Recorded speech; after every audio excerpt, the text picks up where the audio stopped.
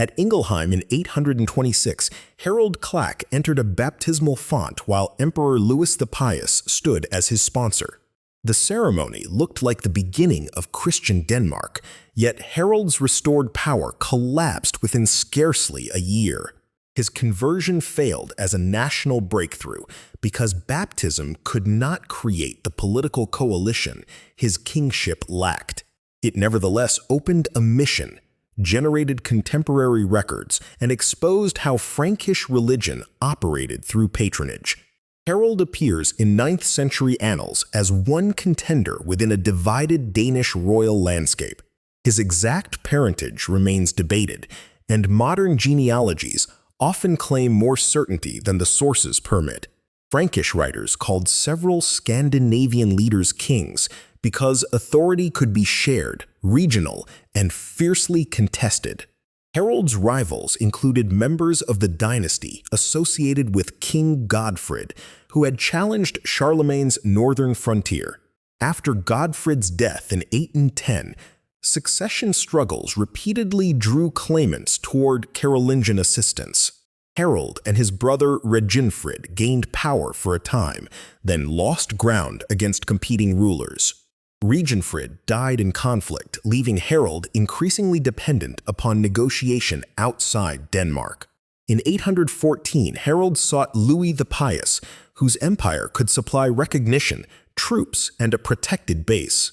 Louis saw opportunities along the Elbe frontier where Danish politics affected Saxony, Frisia, and maritime security.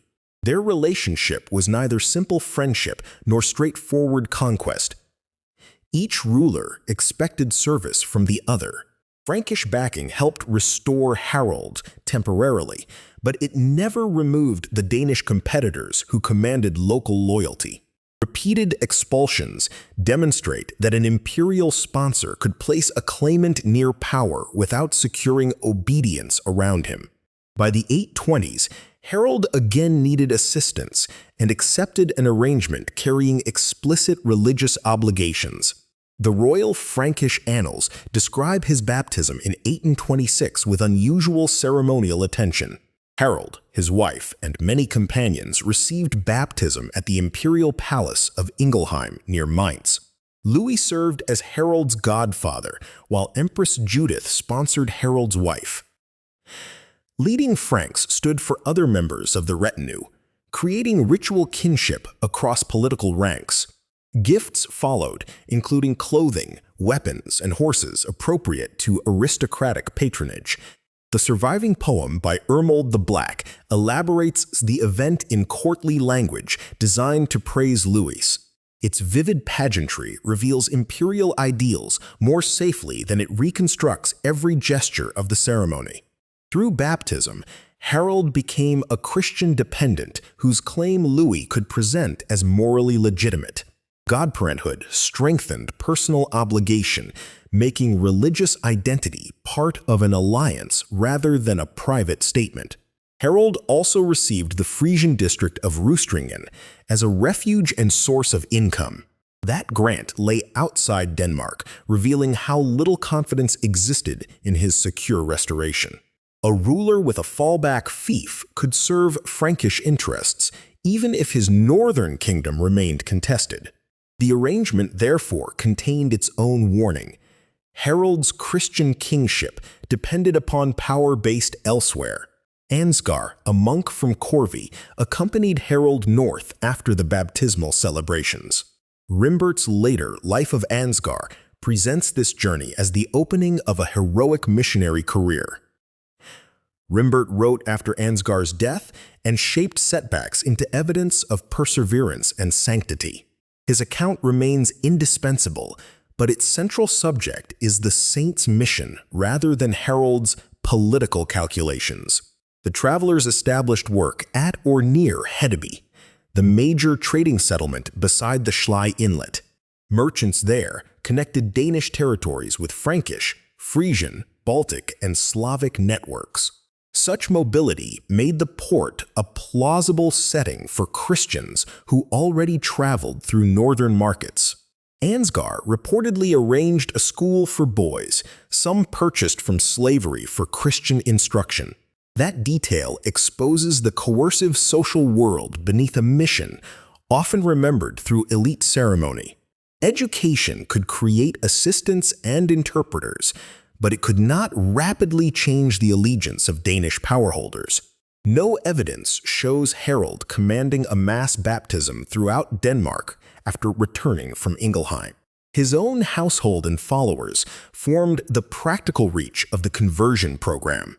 Political support remained essential because missionaries required residence, protections, supplies, and permission to teach publicly. Harald's rivals could oppose him without rejecting every Christian contact in principle. To them, baptism also advertised dependence upon a foreign emperor seeking influence across the border.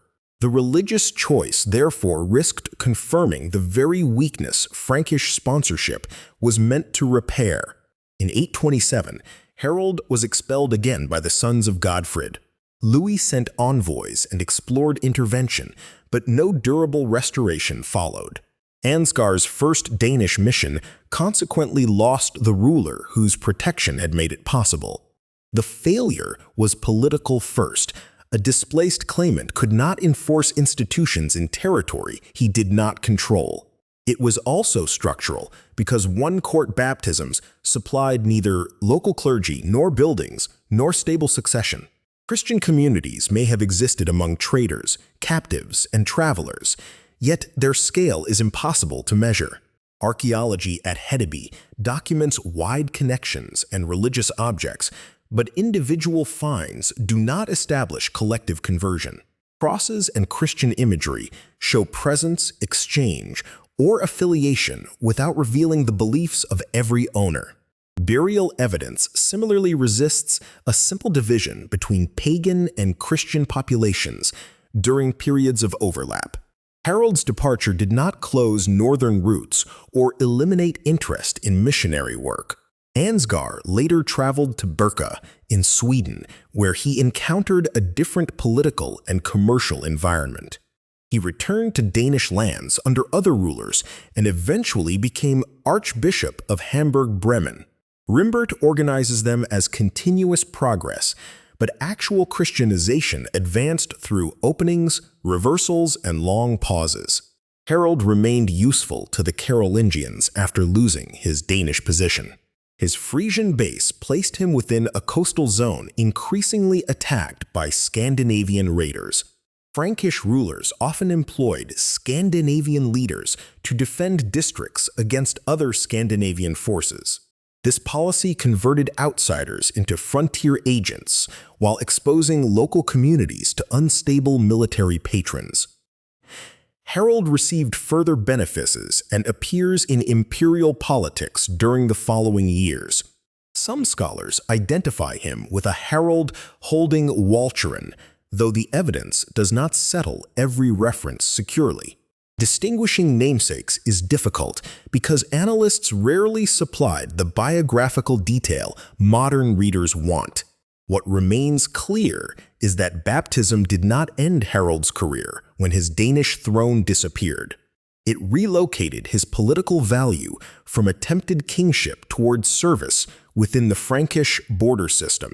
That survival complicates the word failure because the alliance achieved purposes other than converting Denmark.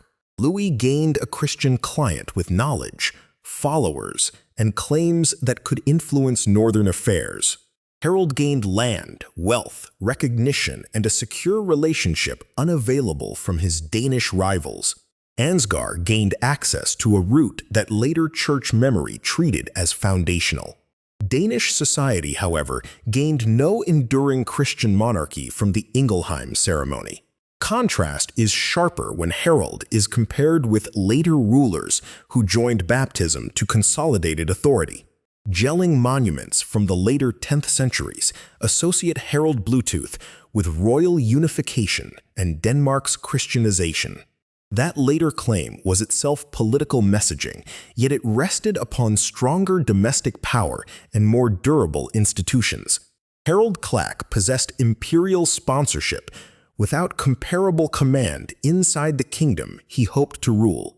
A converted monarch could protect missionaries only while followers accepted his authority and rivals tolerated his return. No sacrament replaced ships, estates, assemblies, kin alliances, or the distribution of rewards. Frankish armies also faced practical limits when operating beyond their settled frontier. Campaigning northward demanded transport and cooperation while risking resistance without guaranteeing long occupation. Louis could welcome Harald magnificently at Ingelheim more easily than he could govern Danish succession. The palace ceremony projected universal Christian empire precisely where imperial control remained indirect. Ermold's poem turns that projection into ordered spectacle with hierarchy displayed through sponsors and gifts. The Annals, by recording Harald's expulsion soon afterward, preserve the stubborn counterpoint of events. Placed together, those texts reveal expectation colliding with political reality rather than faith vanishing overnight. Harald's personal conviction cannot be measured from either praise poetry or hostile later assumptions. Nothing requires treating his baptism as insincere merely because it failed to secure a throne. Medieval conversion could be spiritually meaningful while also changing legal bonds, alliances, and access to patronage. The decisive limitation lay outside his inner belief in the narrow social base supporting his return. His companions could accept new rights, but opposing elites controlled the landscape where churches would need protection. Traders could carry Christian objects, although a kingdom required clergy, revenue, teaching, and inherited political commitment. The early mission was therefore a portable experiment attached to a mobile court. Once Harald lost Denmark, its school and protected preaching lacked the institutional shelter necessary for expansion.